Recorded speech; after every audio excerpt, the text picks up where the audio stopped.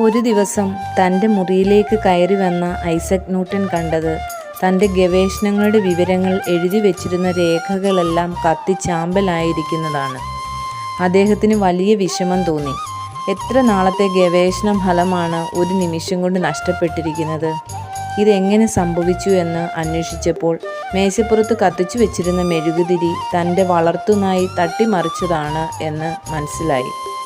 അദ്ദേഹം വളർത്തുനായുടെ അടുത്ത് ചെന്നിരുന്നു പറഞ്ഞു, എൻ്റെ എത്ര വിലപ്പെട്ട രേഖകളാണ് നീ കത്തിച്ചു കളഞ്ഞതെന്നറിയാമോ? സാരമില്ല, ഇനിയും അതെല്ലാം വീണ്ടും എഴുതാം.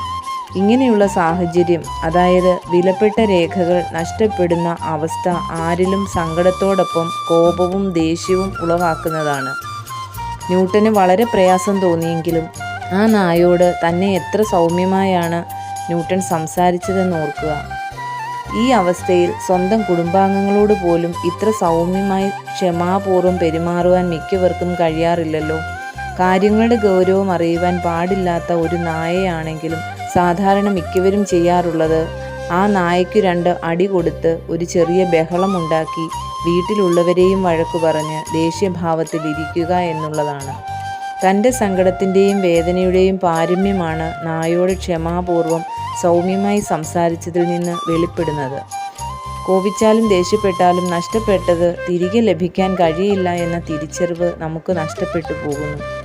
സൗമ്യമായി ഇടപെട്ടാലും നഷ്ടപ്പെട്ടത് തിരികെ ലഭിക്കില്ലെങ്കിലും നമ്മുടെ മനസ്സ് വികൃതമാകാതിരിക്കും.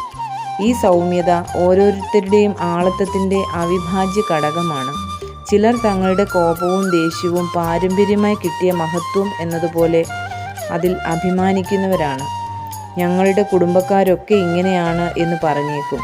എന്നാൽ അതിൽ അഭിമാനാർഹമായി യാതൊന്നുമില്ല എന്നു മാത്രമല്ല, അത് കുടുംബത്തിൻ്റെ മഹത്വം നഷ്ടപ്പെടുത്തുന്നതുമാണ്. ദീർഘക്ഷമയും സൗമ്യതയുമാണ് യഥാർത്ഥ മഹത്വം എന്നത് വിസ്മരിക്കാതിരിക്കുക. മാത്രമല്ല, കോപത്തെ നിയന്ത്രണവിധേയമാക്കുവാനും നമുക്ക് കഴിയേണ്ടതാണ്. അങ്ങനെ ഏതു വലിയ പ്രതിസന്ധിയിലും സൗമ്യതയും ദീർഘക്ഷമയും ഉള്ളവരായിരിക്കാൻ നമുക്ക് നമ്മെ തന്നെ സജ്ജമാക്കാം.